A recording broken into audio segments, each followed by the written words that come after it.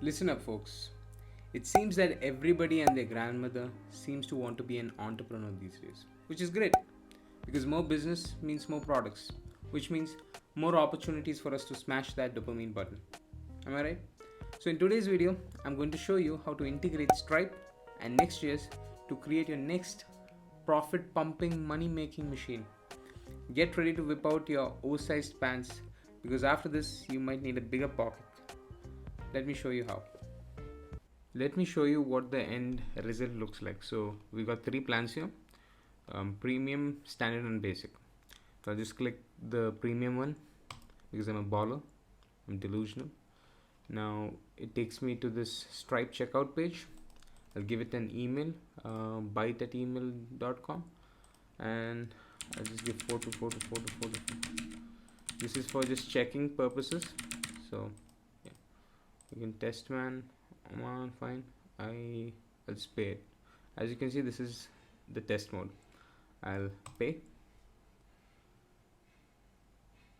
So once the payment is successful, it should take me to the success page here. So if I go to my Stripe account here and refresh this,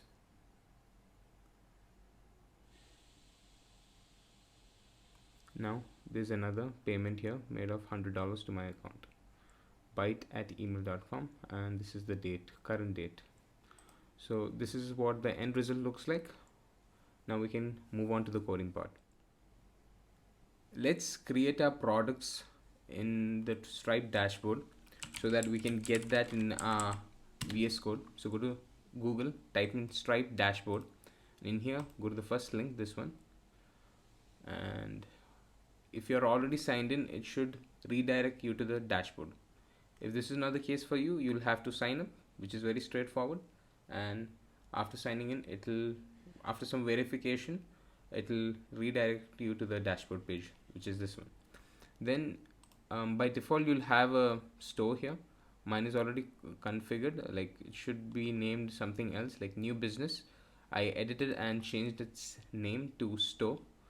I'll keep that as it is now. So you could also create a new account, but I'll stay with the store. So once that's done, go to your developers here. What I want you to do is go to API keys, and you'll have to copy in the publishable key and secret key. So if I go to my VS Code here, this is just an empty VS Code. Go here and create a .env file, and in here we'll have two environment variables, which is next public Stripe publishable key and Stripe secret key. Now copy in these two values, publishable key and secret key, and put them here. And once that's done, just save it and close it. And as you all might already be knowing, you shouldn't be sharing this. So once that's done, what I want to do is go to the products tab here, and we'll have to create a new product. In my case, I've already got three, which you have seen earlier in the demonstration part, but in your case it should be empty. So then what you do is click add product, and you basically fill in all these values. So the name, the description, if you want to have an image, you can upload it here. Then you give it the price, the currency, and if it's recurring or one time. In our case, the one which I showed you earlier, it was one time, so I'll keep it as one time. And you can also provide some additional options. This is the price description, and FYI, this will be the nickname which will be used to in VS Code.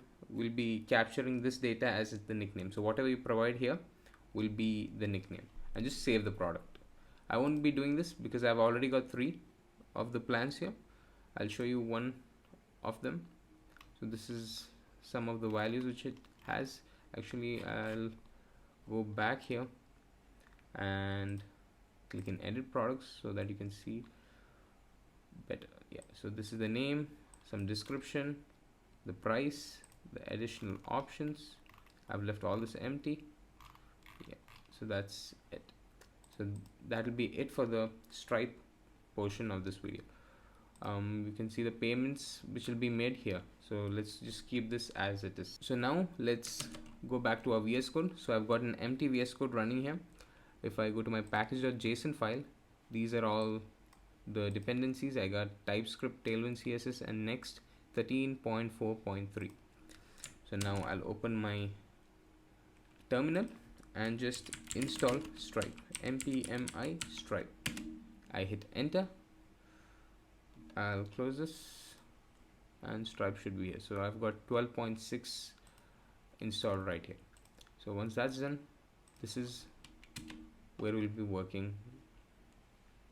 Before moving on to the UI part, let's get all the products from Stripe to the front end. So in order to do that, we'll have to create an endpoint. So you create a folder called get plans. This will be the name of the endpoint, and inside here you'll create a new file called route.ts. So this is how you create endpoints in Next.js 13.4.3. So in here I'll paste in some values here. So we'll be needing Stripe, and in order to give a JSON response back to the front end, we'll be using next response, and you create an endpoint using export async function, and since it's a get request, we'll mention it as get. Inside there we can create an object called Stripe, and we can initialize it and give it some values, which is process.env dot stripe secret key. This is what we placed in our env variable here, and this is giving an error.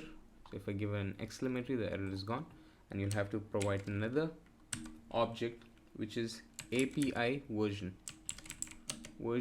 and you should be getting a suggestion here from VS Code. So it's 2022 11:15. That's the API version. So after that we'll get the response. So const stripe response, and we'll await this from stripe dot prices. So this will give us the list of all the prices in Stripe. So once we await it, we can get it from the response. So Stripe response dot data. Now if I go back to Mozilla here, here if I go to their docs here, Stripe API docs, you see this is the price part. If you go under their price list of all the prices, this will be the response which we get. So it will be as such, and we are just getting the data. As we are concerned with only the data, we are getting the data in here. So if I go back here, dot data, so this will be the response which we'll be getting. And if you want to get the list of the information of the products, what you would do is you go to products and go list all products, and then instead of prices here, you put in products. You'll be getting the name of the product, you can get the images and so on. But as we are concerned only with the prices, we are getting the price. So this will give a list of all the prices which are there in Stripe. Whereas products don't have the price object, it only contains the information. If you want both, you could do that, but we won't be doing it. You could get both the plans and the sorry, not the plans, but the price and the products, and you could send it together as an object to the front end, but we won't be doing that. Then we can return this as a new, not a new, next response dot JSON plans. So if I save that and save this, and if I go to Thunderbolt client here to test whether our endpoint is working, I'll hit send. I'm getting an error. That is because probably I'm not running the server. So npm run dev, enter.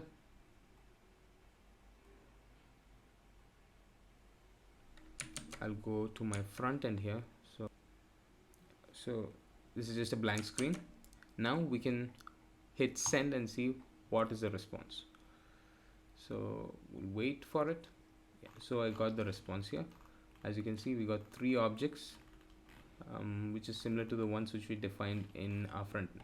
So what I want, as we will be needing types, what I want to do is copy this, go back to Mozilla, and there's this neat little site called QuickType where you can get the types without manually entering it. So go there, paste it here, and you should be getting a interface which reflects this response. You can just copy that, go back to VS Code, create a new file called typings.d.ts, and in here I'll just paste everything here, and instead of an interface I'll declare it as a type, and yeah, that should do it. So that's an easy way of getting your types.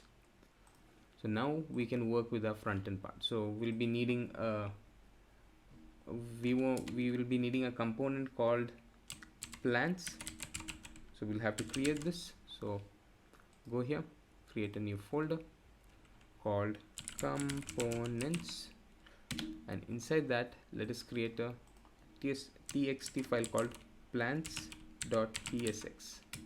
Now I'll just type in RAFC for the boilerplate, and I'll get this, remove this out, and mention it as a use client, as we'll have states in here. I can see I've got an error here. That's probably because I didn't import it. So let's import that. So once that's done, I'll save everything, and inside here let's create some states in order to capture those values which we'll be getting. So I'll call it plants and set plants, and this will be an empty array. We'll have to import it. I'll import it, and I'll also define the type for it. So t plants, and it'll be an array of it. So t plants array. Then we can get we'll create a function to get those values. So fetch plants, and this will be an async function, and we'll create a response, we'll await it, we'll be using fetch, and the endpoint is called get plants, and I'll also put in a slash here. Once that's done, we'll also give a method which is get, sorry, sometimes AWS confuses me. Now in here we can get the response. So const data res, we'll have to await it, res.json, and we'll insert the data in our set plants. So this state now has the array of the plants. Now we'll have to call this. So we'll be using use effect. So inside the use effects, I'll just call fetch plants, and I'll also put in the dependency array so that it fires only once. So an empty array. I'll save that, and I'll also console log out the plants so that you can see what we are dealing with here. So if I save that and go back to our server here, if I open my DevTools and I refresh it,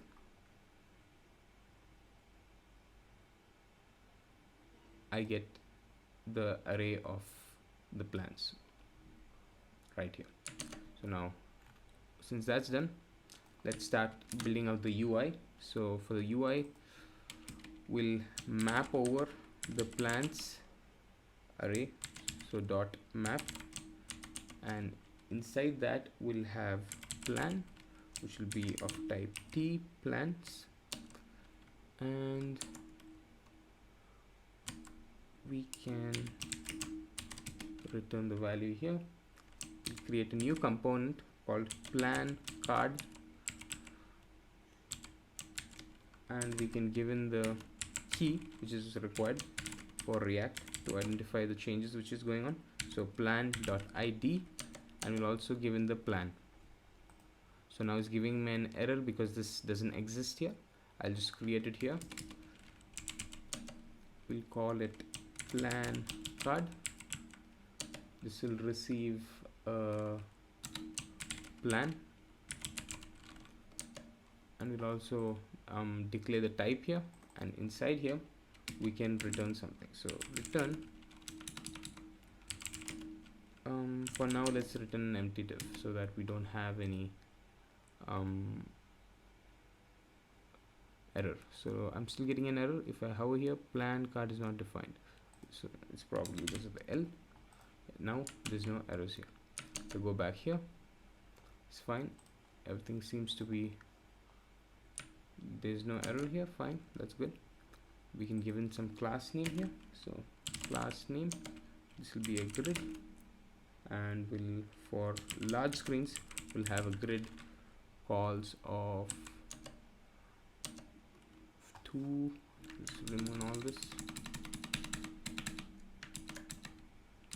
Grid calls, we'll have 3 and gap of 6. That's fine. Save that. We can move on to this part here. Now to save time, I'll just paste in all the stylings for this component here. And this is some stylings which I got from Flowbyte. So some generic part. I'm getting an error because this function is not declared yet. I'll just save this and show you what we are getting in the front end. So if I go to Mozilla, once I've pasted it here, this is what I'm getting. So this is the cards which I'm getting. You could just go over this. I'll link the repo down below. You can just go over that. Again, this is from an external source. I didn't build this out. So now let us create a function for actually when we click that buy button, it should take us to that endpoint. So buy plan, this is the function name. So in here, now let's start building out the function. So nfn buy plan, and this will, so okay, there's an error here, fine, e, and this will be a form even so that it doesn't refresh. We need to prevent that from happening. So e dot prevent default, and now we'll have to create an endpoint for buying the plan. So that's not yet there, so we can move there now. So to the backend portion again. So here, for in order to create that endpoint, again go to app, new folder called checkout. So this is the endpoint, and inside that we create a route file called route.ts. We can just go to this, the previous route which we defined, copy this and paste it here, and we can make changes as we go. So this will be a post request, and we need to define the Stripe object here, and we don't need this part. This time we'll be making a post. So we'll be receiving an ID for each of the plan from this endpoint. So in order to get that, what we can do is we can destructure that from plan ID, sorry, from the request .json. So we can destructure that ID of the plan from the request.json. So this is how you do it in Next.js 13.4 or 13.3. Yeah, whatever the version right now is. Then we can create a new object called const session, and we await it. Stripe dot checkout dot sessions dot create, and we have to mention some objects. So line items will be an array, and inside the array there will be an object, and now you give in a price and the plan ID. Now this what this price is basically the ID of the plan. That's how Stripe identifies each of the product. I don't know why it is called price, but they've named it as price here. Basically this is the ID of the price or plan object. I'm getting an error again. Let's see what that is. I'll just finish this off, maybe it'll go away. This, and you'll have to mention the quantity, which is a 1. There's only 1 which will be buying. This error will probably go once we've filled out the other remaining parameters. So this will be instead of subscription, this will be payment. So if I ask for the IntelliSense, you have I think 3 options. Open the get this intelligent suggestion. So payment, setup and subscription. I don't really know what setup is used for. I've always used payment and subscription, so I'll go with payment. And then you can give in a success URL. So whenever the transaction is successful, this is where it will lead us. This is the endpoint where it will take us to. So for now it's example.com. We'll change that. So next is the cancel URL, and we can change this to, if I go back here, just copy out this, I'll paste in right here, and I'll paste this also here, and this will be success, and this will be cancel. That's fine. And we can give a response of session.url. so this will be the URL of the login page which Stripe provides us. So we'll be sending that as a response to the front end. So if I save here, go back to plans, we can get rid of this comment now, and we can get the response. So const rest will await it, and it will be a fetch request, and this time the backend call is for the checkout. I'll make sure this has a slash here, and in here we'll have to mention the method which is post. We'll have to give the headers, which is again content type application JSON, and then you'll have to give it the body.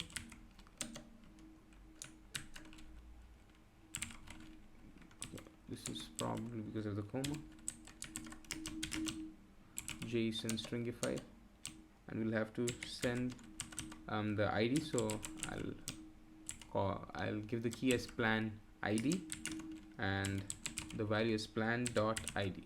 So the ID of the plan which we're getting from here, and we're getting an error here because this is not an async function. Let me space this. Async function. Okay, now the error is gone. Now we can get the response. So const stripe URL, which will be getting from res.json,